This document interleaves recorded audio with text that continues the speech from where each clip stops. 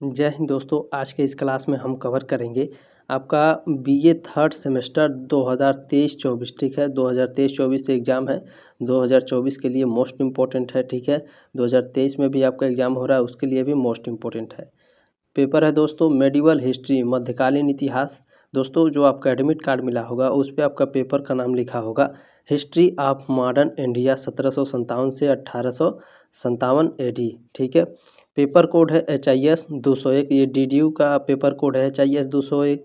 ठीक है, आपका विश्वविद्यालय का पेपर कोड क्या है कमेंट बॉक्स में कमेंट करिएगा, मैं उसे मेंशन करने का प्रयास करूँगा। ठीक है दोस्तों, इसमें महत्वपूर्ण बहुविकल्पी प्रश्न उत्तर हैं। ठीक है, सभी नोट्स के साथ हैं, मोस्ट इम्पोर्टेंट है। नोट्स ज़्यादा इम्पोर्टेंट है, नोट्स को ध्यान से पढ़ेंगे, परीक्षा आपका बहुत अच्छा जाएगा। ठीक है, ध्यान से पढ़ेंगे। चलिए, इसमें पहला प्रश्न आपका पूछा है दोस्तों, पुर्तगाली व्यापारी गोवा की भूमि पर पहली बार किस सदी में आए थे? तो 15वीं सदी में आए थे, ऑप्शन नंबर बी हो जाएगा। नोट्स को बहुत ध्यानपूर्वक पढ़ते चलेंगे दोस्तों। पुर्तगाली व्यापारी 15वीं सदी में भारत आए थे। वास्को डी गामा समुद्र के रास्ते भारत में कदम रखने वाले पहले पुर्तगाली थे। ठीक है, पूछेगा कि वह पहला पुर्तगाली कौन था जो समुद्र के रास्ते पहली बार भारत में आया था, तो वास्को डी गामा थे। ठीक है, वह 1498 में कालीकट पहुँचे और वहाँ व्यापार किया। ठीक है, आपसे पूछेगा दोस्तों कि वास्को डी गामा भारत कब पहुंचा था, तो 1498 में भारत में पहुंचा था। ठीक है, 1510 में पुर्तगालियों ने बीजापुर के आदिल शाह से गोवा पर कब्जा कर लिया। ठीक है, आपसे पूछेगा दोस्तों एग्जाम में कि गोवा पर पुर्तगालियों ने कब्जा कब किया था, किस सन में, तो 1510 में। बहुत ही महत्वपूर्ण है, याद रखेंगे। पुर्तगालियों ने 1556 में गोवा में पहली प्रिंटिंग प्रेस की स्थापना की थी। वेरी वेरी मोस्ट इम्पोर्टेंट है। ठीक है, आपसे एग्जाम में पूछेगा भारत में पहली प्रिंटिंग प्रेस की स्थापना किसने की थी, तो पुर्तगालियों ने की थी। कब की थी, 1556 में की थी। ठीक है, याद रखेंगे। ये भी याद रखेंगे, पुर्तगालियों का जो शासन है वो लगभग 450 वर्षों तक चला था। ठीक है, 19 दिसंबर 1961 को गोवा को आज़ादी मिली। वेरी वेरी मोस्ट इम्पोर्टेंट है, ये लगभग हर एग्जाम में पूछता है, ध्यान रखिएगा। ठीक है, पूछता है कि पुर्तगालियों से गोवा को आज़ादी कब मिली थी, तो 19 दिसंबर 1961 को। उम्मीद है दोस्तों आपको जानकारी अच्छी लग रही होगी, तो इस क्लास को शेयर कर दीजिएगा व्हाट्सएप पर अपने दोस्तों के साथ। प्रश्न नंबर 2 पूछा है दोस्तों, गोवा के चर्चेस और कॉन्वेंट को किसके द्वारा बनवाया गया था, तो यह बनवाया गया था आपका पुर्तगालियों के द्वारा। ऑप्शन नंबर सी हो जाएगा। नोट्स में देखेंगे, बहुत ही महत्वपूर्ण है। गोवा के चर्च और कॉन्वेंट का निर्माण फ्रांसीसी धर्म मिशनरियों ने कराया था। 1510 में पुर्तगाली खोजकर्ता अल्फांसो दी अल्बुकर्क ने गोवा पर कब्जा किया था। वेरी वेरी मोस्ट इम्पोर्टेंट है। ठीक है, पूछेगा अल्बुकर्क ने गोवा पर कब्जा कब किया था, तो 1510 ईस्वी में। सन वाले क्वेश्चंस ज़्यादा आपके एग्जाम में पूछे जाते हैं, तो याद रखेंगे इसे। इसके बाद फ्रांसीसी धर्म मिशनरी गोवा आए और उन्होंने चर्च और कॉन्वेंट का निर्माण किया था। ठीक है, याद रखेंगे। प्रश्न नंबर 3 है इसमें, पुर्तगाली ईस्ट इंडिया कंपनी की स्थापना कब हुई? पुर्तगाली ईस्ट इंडिया कंपनी की स्थापना 1498 में हुई थी। महत्वपूर्ण नोट्स हैं दोस्तों, बहुत ही, इसमें कई सारे क्वेश्चंस देखने को आपको मिल जाएंगे। इसका स्क्रीनशॉट लेकर रख लीजिएगा, पढ़ते रहिएगा, बहुत ही महत्वपूर्ण है। नोट्स देखेंगे, पुर्तगाली ईस्ट इंडिया कंपनी की स्थापना 1498 में हुई थी। इसे एस्तादो द इंडिया भी कहा जाता है। ठीक है, आपसे एग्जाम में पूछेगा कि एस्तादो द इंडिया किसे कहा जाता है, तो पुर्तगाली ईस्ट इंडिया कंपनी को कहा जाता है। तो एस्तादो द इंडिया कंपनी की स्थापना कब हुई थी, तो 1498 में हुई थी। ठीक है, एक प्रश्न को दो तरह से पूछेगा, आपका एक भी प्रश्न मैं गलत नहीं होने दूंगा। ठीक है, ये भी पढ़िए, यह एक चार्टर कंपनी थी जिसे 1628 में भारत और एशिया के अन्य हिस्सों के साथ व्यापार करने के लिए स्थापित किया गया था। इसे 1663 में भंग कर दिया गया था। इस पॉइंट को याद रखेंगे।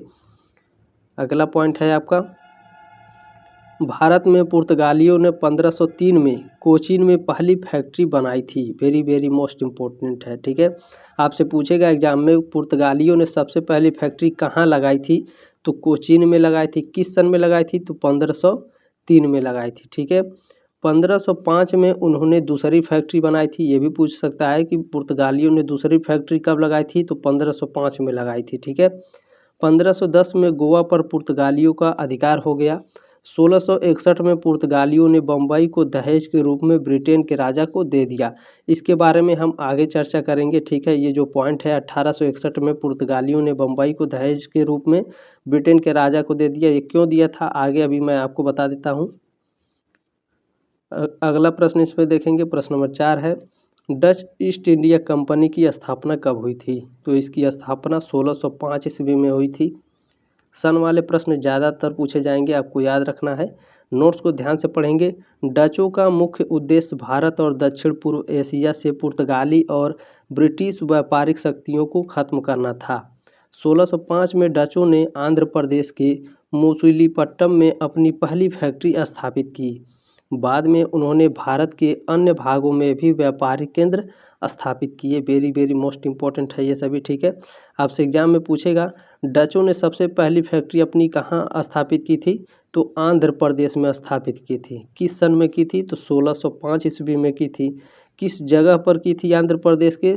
तो मूसलीपट्टनम में की थी, ये भी याद रखना है। अगला नोट्स है, ध्यान देंगे। यहाँ पर देखिए मैंने लिखा है डच ईस्ट इंडिया कंपनी ने भारत में कई कारखानों की स्थापना की थी। इसका स्क्रीनशॉट ले लीजिए, ये भी पूछ सकता है आपके एग्जाम में, ठीक है। पहली कारखाना 1605 में मसूलीपट्टनम में, दूसरी कारखाना 1610 पुलिकट में, तीसरी कारखाना 1616 सूरत में, चौथा था इनका 1641 में बीमिलीपट्टनम में, ठीक है। पांचवा कारखाना 1645 में करिकल में। अगला इनका देख लेंगे दोस्तों, छठवां कारखाना इनका था 1653 चीनसूरा में, ठीक है। सभी मोस्ट इम्पोर्टेंट है, सभी का स्क्रीनशॉट लेकर आप रख लेंगे, ठीक है। प्रश्न नंबर 5 इसमें आपका है, डेनिश ईस्ट इंडिया कंपनी की स्थापना कब हुई? वेरी वेरी मोस्ट इम्पोर्टेंट है। तो 1616 ईस्वी में डेनिश ईस्ट इंडिया कंपनी की स्थापना हुई थी। नोट्स को बहुत ध्यानपूर्वक देखेंगे। डेनिश ईस्ट इंडिया कंपनी की स्थापना 1616 में हुई थी। इस कंपनी ने 1616 से 1650 के बीच काम किया। डेनिश ईस्ट इंडिया कंपनी ने 1620 में तमिलनाडु के ट्रैक्यूबार में अपना पहला कारखाना स्थापित किया। वेरी वेरी मोस्ट इम्पोर्टेंट है, ठीक है। देखिए कंपनी की स्थापना कब हुई थी? 1616 में। इन्होंने पहली फैक्ट्री कब लगाई थी? 1620 ईस्वी में, यानी 4 साल बाद, ठीक है। कहाँ पर लगाई थी? तो तमिलनाडु में लगाई थी। तमिलनाडु के कहाँ पर? तो ट्रैक्यूबार में, ठीक है। इसके बाद 1676 में बंगाल के सेरामपुर में एक कारखाना अपना बनाया गया था, ठीक है। इसे भी याद रखेंगे, 1676 में बंगाल के सेरामपुर में भी एक कारखाना इन्होंने बनाया था। प्रश्न नंबर 6 इसमें दिया है दोस्तों, फ्रांसीसी ईस्ट इंडिया कंपनी की स्थापना कब हुई? तो 1664 ईस्वी में हुई थी। ऑप्शन नंबर ए हो जाएगा। नोट्स को ध्यानपूर्वक पढ़ते चलेंगे। फ्रांसीसी ईस्ट इंडिया कंपनी की स्थापना 1 सितंबर 1664 को हुई थी, ठीक है। 1664 तो याद हो जाता है, केवल ये जो डेट है इसकी वजह से हमारा उत्तर गलत हो जाता है। तो सबसे मोस्ट इम्पोर्टेंट क्या है? हमारा 1 सितंबर है, ठीक है। 1 सितंबर को याद रखेंगे, 1 सितंबर 1664। इसकी स्थापना ब्रिटिश और डच व्यापारी कंपनियों से मुलाकात करने के लिए की गई थी। यह एक औपनिवेशिक व्यापारिक उद्यम था। फ्रांसीसी ईस्ट इंडिया कंपनी की स्थापना की योजना जीन बैप्टिस्ट कोलबर्ट ने बनाई थी। इसे राजा लुई 14वें ने मंजूरी दी थी। वेरी वेरी मोस्ट इम्पोर्टेंट है, पूछेगा कि किसने इसकी मंजूरी दी थी? तो याद रखेंगे लुई 14वें ने इस कंपनी को मंजूरी दी थी, ईस्ट इंडिया कंपनी को, ठीक है। 1664 में ही फ्रांसीसी ईस्ट इंडिया कंपनी की नींव रखी गई थी। सभी मोस्ट इम्पोर्टेंट नोट्स हैं, सभी नोट्स को आप स्क्रीनशॉट ले लीजिए, वीडियो को रोक कर भी आप पढ़ सकते हैं, ठीक है। मैं पढ़ाऊँगा तो आपका ज़्यादा समय लगेगा। अगला प्रश्न देखते हैं, अल्फांसो डी अल्बुकर्क को भारत का गवर्नर कब बनाया गया था? तो इसे बनाया गया था 1509 ईस्वी में। नोट्स देख लेंगे, छोटा है।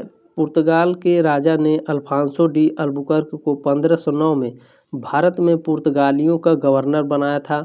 अल्बुकर्क 1503 में भारत आया था। मोस्ट इम्पोर्टेंट है, आपसे पूछेगा एग्जाम में, अल्बुकर्क भारत कब आया था? तो 1503 ईस्वी में भारत आया था। 1510 में उसने बीजापुर के सुल्तान से गोवा पर कब्जा कर लिया था उसे भारत में पुर्तगाली सत्ता का वास्तविक संस्थापक माना जाता है। ठीक है, आपके एग्जाम में पूछेगा। जो इसके पहले मैंने क्लास कराया था दोस्तों, उसमें आपको मैंने अच्छे से समझाया था। ये आपके एग्जाम में पूछता है कि भारत में पुर्तगाली की जो स्थापना की थी, वास्तविक संस्थापक कौन था पुर्तगालियों का? तो पुर्तगालियों का वास्तविक संस्थापक अल्बुकर्क था। ठीक है, अगर पूछेगा भारत में पुर्तगालियों की स्थापना किसने की थी, तो वास्को डी गामा उत्तर होगा। अगर पूछेगा कि पुर्तगालियों का वास्तविक संस्थापक कौन था, तो पुर्तगालियों का वास्तविक संस्थापक अल्बुकर्क था। ठीक है, ये प्रश्न बहुत ही महत्वपूर्ण है। इस प्रश्न को एक बार और देख लेते हैं। देखिए, पूछा है अल्फांसो डी अल्बुकर्क को भारत का गवर्नर कब बनाया गया था? तो 1509 में बनाया गया था। ठीक है, याद रखेंगे और इस पॉइंट को भी याद रखिए। अल्बुकर्क 1503 में भारत आया था। ठीक है, 1503 में आया था और 1509 में इसे गवर्नर बनाया गया था। और इस पॉइंट को भी याद रखेंगे। भारत में पुर्तगालियों का वास्तविक संस्थापक अल्बुकर्क था। और पूछेगा कि पुर्तगालियों के शासक कौन थे, तो वास्को डी गामा थे। प्रश्न नंबर 8 इसमें पूछा है आपका, अल्फांसो डी अल्बुकर्क को मृत्यु कब हुई? इसकी मृत्यु कब हुई थी अल्फांसो डी अल्बुकर्क की? तो 1515 में। ठीक है, यहाँ मैंने डेट भी लिख दिया है, तो ध्यान रखेंगे। 16 दिसंबर 1515 को अल्फांसो डी अल्बुकर्क की मृत्यु हो गई थी। प्रश्न नंबर 9 है दोस्तों, जॉन मिल्डेनहाल नामक ब्रिटिश यात्री थल मार्ग से भारत कब आया? वेरी मोस्ट इंपॉर्टेंट है, ये कंफ्यूज करने के लिए क्वेश्चन देता है। तो याद रखेंगे 1599 में। ठीक है, जॉन मिल्डेनहाल नामक ब्रिटिश यात्री थल मार्ग से भारत कब आया था? 1599 में। दोस्तों, यह भारत पहुंचा था 1603 ईस्वी में। ठीक है, 1603 ईस्वी में भारत में पहुंचा था, लेकिन 1603 इसमें कहीं भी ऑप्शन में दिया नहीं है, तो इस पॉइंट को याद रखेंगे। ठीक है, 1599 में वह लंदन से निकला था अपने घर से। ठीक है, और भारत पहुंचा था 1603 ईस्वी में, तो इस पॉइंट को भी याद रखेंगे। अगर 1599 नहीं देगा आपके ऑप्शन में, तो 1603 याद रखिए। 1603 में ईस्वी में भारत में वह पहुंचा था। ठीक है, आगे मैं आपका डाउट क्लियर कर दे रहा हूँ, नोट्स को ध्यान से पढ़ लीजिए आप। देखिए, यहाँ नोट्स दिया है, ब्रिटिश यात्री जॉन मिल्डेनहाल ने 1599 में लंदन छोड़ा था और फारसी के जरिए भारत की यात्रा की थी। वह 1603 में आगरा पहुँचे और सम्राट अकबर से मिले। जॉन मिल्डेनहाल भारत में दफनाए गए पहले अंग्रेज हैं। वेरी मोस्ट इम्पोर्टेंट है, ये आपके एग्जाम में पूछता है कि भारत में पहले दफनाए गए अंग्रेज कौन हैं? तो जॉन मिल्डेनहाल है। यह कई बार प्रश्न पूछ चुका है, इसे भी याद रखेंगे। मोस्ट इम्पोर्टेंट ये भी है कि 1603 में जॉन मिल्डेनहाल भारत में पहुंचा था और 1599 में वह अपने घर लंदन से निकला था। ठीक है, देखिए ऑप्शन में दोनों नहीं देगा, कोई एक ही देता है, याद रखेंगे। अगर दोनों दे देता है, ऐसी स्थिति में क्या करेंगे? तो अगर पूछेगा कि भारत कब पहुँचे, तो भैया तो 1603 हम लगाएंगे, याद रखेंगे। ठीक है, आपका एक भी प्रश्न में गलत नहीं होने दूंगा, याद रखिए। ईस्ट इंडिया कंपनी की स्थापना सन 1600 में हुई थी। कंपनी ने 11 जनवरी 1613 को सूरत में अपना पहला कारखाना खोला था। इसके लिए कंपनी ने मुगल बादशाह जहांगीर से इजाज़त ली थी। ठीक है, इसमें कई पॉइंट है, नोट करिए। देखिए, ईस्ट इंडिया कंपनी की स्थापना कब हुई थी? सन 1600 ईस्वी में। ठीक है, स्थापना सन 1600 में हुई थी, लेकिन पहली फैक्ट्री की स्थापना कब हुई थी? तो 11 जनवरी 1613 ईस्वी में। भैया कहाँ हुई थी? तो सूरत में हुई थी। इस पॉइंट को भी याद रखेंगे। और पूछेगा कि किसके इजाज़त से हुई थी? तो मुगल बादशाह जहांगीर के इजाज़त से ईस्ट इंडिया कंपनी की स्थापना हुई थी। प्रश्न नंबर 10 है आपका, सर टॉमस रो राजदूत के रूप में जहांगीर के दरबार में कब आया था? जहांगीर के दरबार में कब आया था? तो 1615 ईस्वी में आया था। ऑप्शन नंबर ए हो जाएगा। नोट्स को देखेंगे दोस्तों, 18 सितंबर 1615 को अंग्रेजी राजनयिक सर थॉमस रो मुगल सम्राट जहांगीर के दरबार में अंग्रेजी राजा जेम्स फर्स्ट के राजदूत के रूप में सूरत बंदरगाह पर पहुँचे। वह 1615 से 1618 तक 3 वर्षों तक मुगल दरबार में रहे थे। इस पॉइंट को भी याद रखेंगे। प्रश्न नंबर 11 आपका पूछा है, कोरोमंडल तट पर कोर्ट सेंट जॉर्ज कंपनी का मुख्यालय कब बनाया गया था? तो इसका मुख्यालय कब बनाया गया था दोस्तों? तो इसका मुख्यालय बनाया गया था 1641 ईस्वी में। नोट्स को देखते चलेंगे। भारत में किलेबंदी की जाने वाली पहली कंपनी बस्ती फोर्ट सेंट जॉर्ज 1641 में दक्षिण भारत में कंपनी का मुख्यालय बनी। यह 1639 में मद्रास, अब कहाँ है, चेन्नई में बना था। यह भारत का पहला अंग्रेजी किला था। ठीक है, भारत का पहला अंग्रेजी किला कौन था भैया? तो फोर्ट सेंट जॉर्ज भारत का पहला अंग्रेजी किला था। ठीक है, किलाबंदी किया जाने वाला पहला किला कौन था? तो फोर्ट सेंट जॉर्ज। ठीक है, कई तरह से क्वेश्चन पूछेगा तो याद रखेंगे। यह किला इंग्लिश ईस्ट इंडिया कंपनी के व्यापार केंद्र के रूप में स्थापित किया गया था। फोर्ट सेंट जॉर्ज को ऐतिहासिक रूप से व्हाइट टाउन भी कहा जाता है। ठीक है, आपसे पूछेगा कि फोर्ट सेंट जॉर्ज का दूसरा नाम क्या है? तो व्हाइट टाउन। उम्मीद है दोस्तों आपको क्लास अच्छा लग रहा होगा, शेयर जरूर कर दीजिएगा इस क्लास को। प्रश्न नंबर 12 है, इंग्लैंड के राजा चार्ल्स द्वितीय का विवाह पुर्तगाली राजकुमारी कैथरीन के साथ कब हुआ था? तो 1661 ईस्वी में हुआ था। 12 का ऑप्शन नंबर ए हो जाएगा। जो मैंने ऊपर आपसे बताया था दोस्तों कि चलिए मैं आपको आगे समझाता हूँ, नोट्स के माध्यम से मैं उसे समझाने का प्रयास करता हूँ। देखिए, नोट्स को ध्यान से पढ़िएगा। 1661 ईस्वी में इंग्लैंड के राजा चार्ल्स द्वितीय का विवाह पुर्तगाली राजकुमारी कैथरीन के साथ हुआ। इस अवसर पर पुर्तगालियों ने चार्ल्स द्वितीय को दहेज के रूप में बम्बई का द्वीप प्रदान किया था। ठीक है, उम्मीद है आपका डाउट क्लियर हो गया होगा कि पुर्तगालियों ने चार्ल्स द्वितीय को दहेज के रूप में बम्बई क्यों दिया था। क्योंकि चार्ल्स द्वितीय का विवाह पुर्तगाली राजकुमारी कैथरीन के साथ हुआ था। ठीक है, प्रश्न नंबर 13 आपका पूछा है, भारत में कर्जन के प्रशासन की तुलना औरंगजेब से किसने की थी? तो यह गोपाल कृष्ण गोखले ने की थी। ठीक है, GK. Gokhale. Option number B हो जाएगा। महत्वपूर्ण नोट से ध्यान दीजिएगा। गोपाल कृष्ण गोखले ने कर्जन के शासनकाल की तुलना मुगल सम्राट औरंगजेब से की। Gokhale servant of India society के संस्थापक थे। ठीक है, एग्जाम में पूछता है ये आपके कि सर्वेंट ऑफ इंडिया सोसाइटी के संस्थापक कौन थे? तो गोपाल कृष्ण गोखले थे। और बनारस में कांग्रेस शस्त्र की उस समय अध्यक्षता भी कर रहे थे। इस पॉइंट को याद रखेंगे। प्रश्न नंबर 14 आपका पूछा है, ब्रिटिश भारतीय राज्य क्षेत्र का अंतिम प्रमुख विस्तार हुआ कब हुआ भैया? तो डलहौजी के शासनकाल में हुआ था। ठीक है, ब्रिटिश भारतीय राज्य क्षेत्र का अंतिम प्रमुख विस्तार कब हुआ? डलहौजी के समय में। यह कितने किलोमीटर में विस्तार हुआ था? तो इस नोट्स के माध्यम से मैं आपको समझाने का प्रयास करूंगा। ब्रिटिश भारतीय राज्य क्षेत्र का अंतिम प्रमुख विस्तार लॉर्ड डलहौजी के समय में हुआ था। डलहौजी की विजयों और विलय से ब्रिटिश कंपनी के अधीन लगभग 2 लाख वर्ग मील क्षेत्र आ गया था। ठीक है, 2 लाख वर्ग मील क्षेत्र में उसका विस्तार हुआ था। इसको याद रखेंगे। डलहौजी के कार्यकाल में पहली बार पृथक लोक निर्माण विभाग बनाया गया। आज़ादी के समय ब्रिटिश भारत में 17 प्रांत और 562 रियासतें शामिल थी। ये वेरी मोस्ट इम्पोर्टेंट है, आपके एग्जाम में पूछता है कि आज़ादी के समय भारत में कितनी रियासतें थी? तो भैया 562 रियासतें थी। पूछता है कितने प्रांत थे? तो भैया 17 प्रांत थे। ठीक है, याद रखेंगे, बहुत ही मोस्ट इम्पोर्टेंट है। और ये भी पूछेगा आपसे कि भारत में पहली बार पृथक लोक निर्माण विभाग किसने बनाया था? तो लॉर्ड डलहौजी ने बनाया था। प्रश्न नंबर 15 है, विलियम बेंटिंक के द्वारा सती प्रथा किस वर्ष समाप्त की गई? तो यह 1829 में समाप्त की गई। ठीक है, सबसे अच्छा काम विलियम बेंटिंक कर रहे थे। ठीक है, भारत में कुप्रथाओं को समाप्त करने का श्रेय भी इनको दिया जाता है। नोट्स को ध्यान से पढ़ेंगे। अंग्रेज वायसराय लॉर्ड विलियम बेंटिंक ने 4 दिसंबर 1829 को सती प्रथा पर रोक लगा दी थी। ठीक है, हमें तो याद हो गया भैया कि 1829 में लॉर्ड विलियम बेंटिंक ने सती प्रथा पर रोक लगा दी थी, लेकिन ये डेट नहीं याद होगा तो आपका उत्तर गलत हो जाएगा। तो 4 दिसंबर याद रखेंगे। ठीक है, बंगाल सती विनियमन, जिसने ब्रिटिश भारत के सभी न्यायालयों में सती प्रथा पर प्रतिबंध लगा दिया था।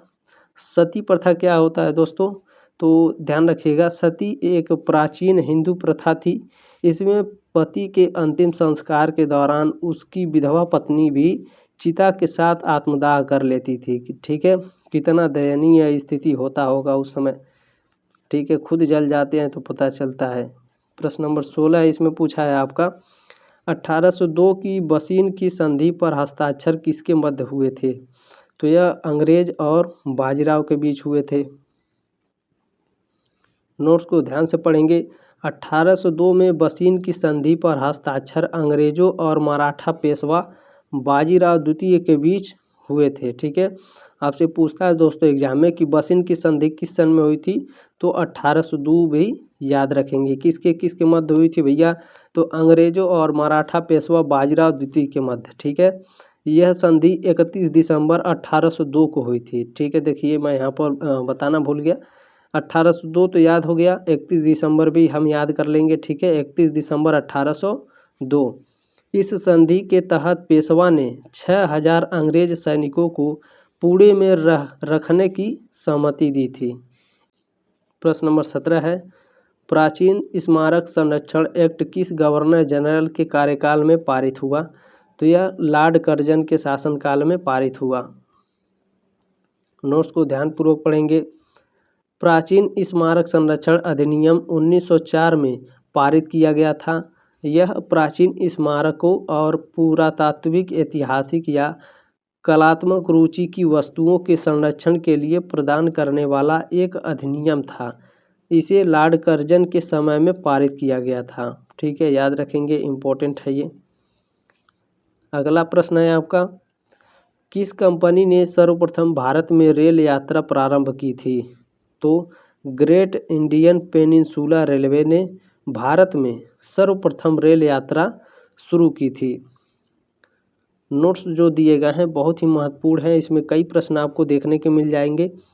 भारत में रेलवे यात्रा की शुरुआत 1853 में हुई थी। लॉर्ड डलहौजी के शासनकाल में ग्रेट इंडियन पेनिनसुला रेलवे ने मुंबई से थाने के बीच रेलवे का परिचालन किया था।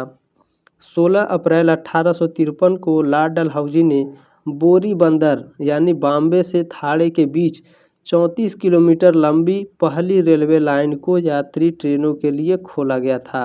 ठीक है, पहली बार रेलवे जो था वो कितने किलोमीटर चला? तो भैया 34 किलोमीटर तक चला था। ठीक है, इस पॉइंट को याद रखेंगे। अगला पॉइंट है यह 14 डिब्बों वाली ट्रेन थी जिसे 3 इंजन द्वारा चलाया जाता था। कौन कौन से वो 3 इंजन थे भैया?